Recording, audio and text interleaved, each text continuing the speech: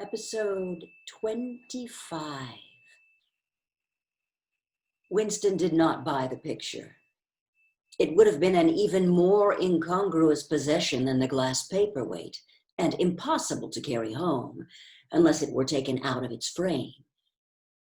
But he lingered for some minutes more, talking to the old man, whose name, he discovered, was not Weeks, as one might have gathered from the inscription over the shop front, but Charrington.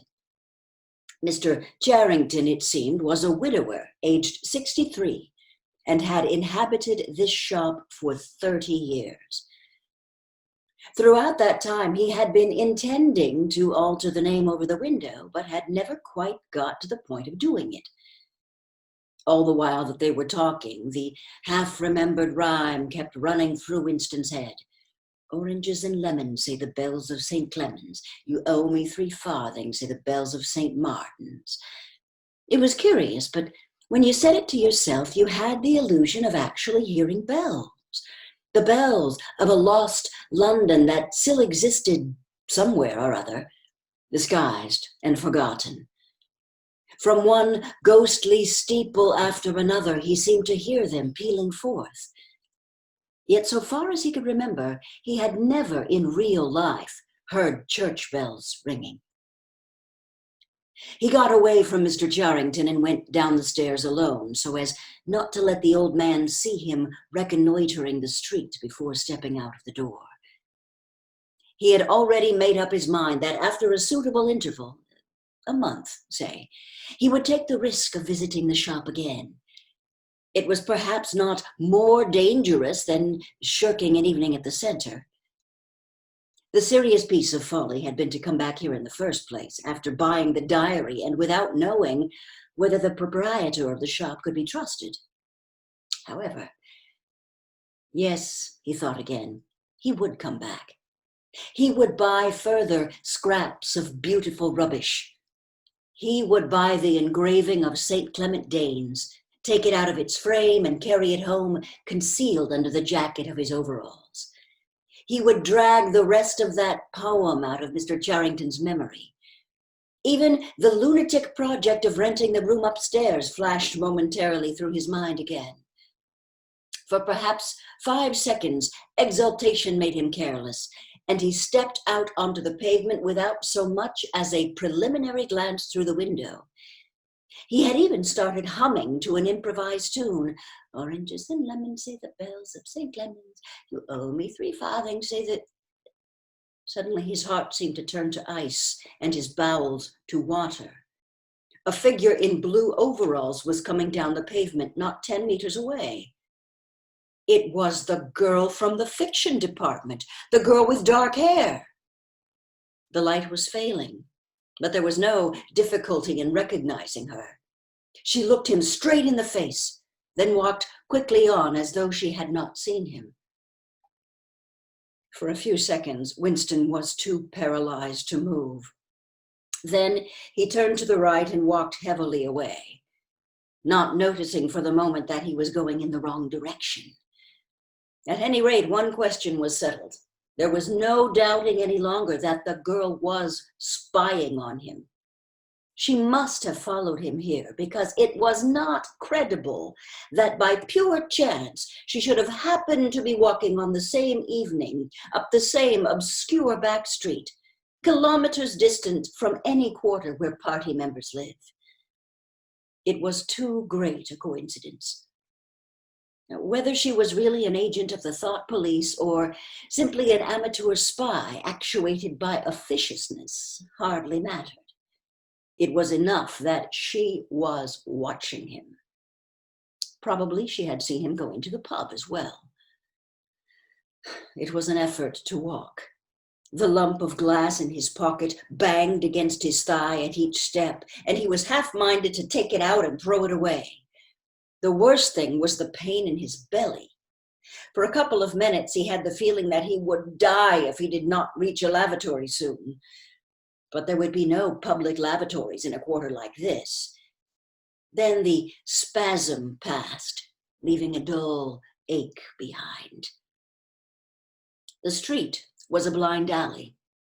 Winston halted, stood for several seconds wondering vaguely what to do, then turned around and began to retrace his steps. As he turned, it occurred to him that the girl had only passed him 3 minutes ago, and that by running he could probably catch up with her. He could keep on her track till they were in some quiet place and then smash her skull in with a cobblestone. The piece of glass in his pocket would be heavy enough for the job. But he abandoned the idea immediately because even the thought of making any physical effort was unbearable. He could not run. He could not strike a blow. Besides, she was young and lusty and would defend herself.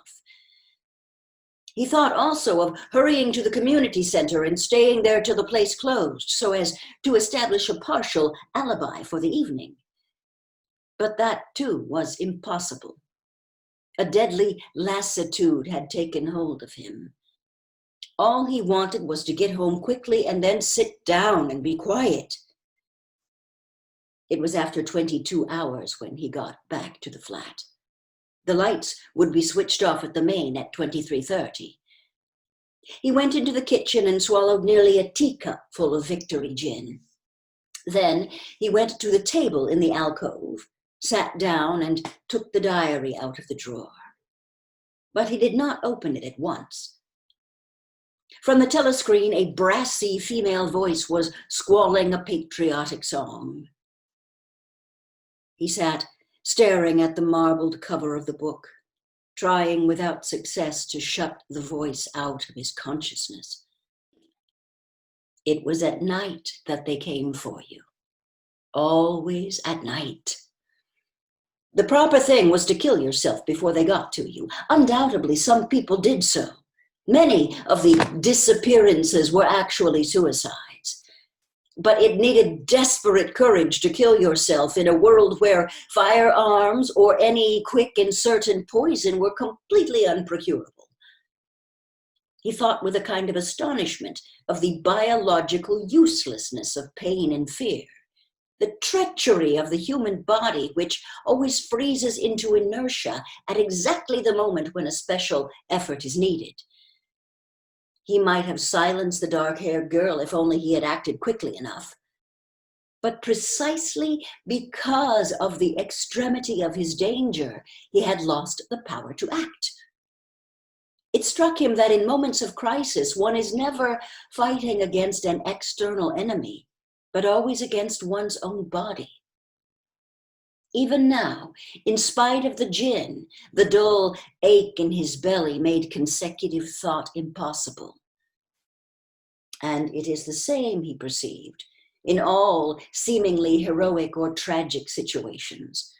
On the battlefield, in the torture chamber, on a sinking ship, the issues that you are fighting for are always forgotten, because the body swells up until it fills the universe. And even when you are not paralyzed by fright or screaming with pain, life is a moment-to-moment struggle against hunger or cold or sleeplessness, against a sour stomach or an aching tooth.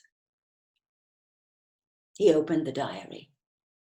It was important to write something down. The woman on the telescreen had started a new song. Her voice seemed to stick into his brain like jagged splinters of glass. He tried to think of O'Brien, for whom or to whom this diary was written, but instead he began thinking of the things that would happen to him after the thought police took him away. It would not matter if they killed you at once. To be killed was what you expected. But before death, nobody spoke of such things, yet everybody knew of them. There was the routine of confession that had to be gone through. The groveling on the floor and screaming for mercy, the crack of broken bones, the smashed teeth and bloody clots of hair. Why did you have to endure it, since the end was always the same? Why was it not possible to cut a few days or weeks out of your life? Nobody ever escaped detection. Nobody ever failed to confess. When once you had succumbed to thought crime, it was certain that by a given date you would be dead. Why then did that horror, which altered nothing, have to lie embedded in future time? He tried with a little more success than before to summon up the image of O'Brien. "We shall meet in the place where there is no darkness," O'Brien had said to him. He knew what it meant, or thought he knew. The place where there is no darkness was the imagined future, which one would never see, but which by foreknowledge one could mystically share in. But with the voice from the telescreen nagging at his ears, he could not follow the train of thought further. He put a cigarette in his mouth. Half the tobacco promptly fell out onto his tongue, a bitter dust which was difficult to spit out again. The face of Big Brother swam into his mind, displacing that of O'Brien. Just as he had done a few days earlier, he slid a coin out of his pocket and looked at it. The face gazed up at him, heavy, calm, protecting. But what kind of smile was hidden beneath that dark mustache? Like a leaden knell, the words came back at him. War is peace. Freedom is slavery. Ignorance is strength.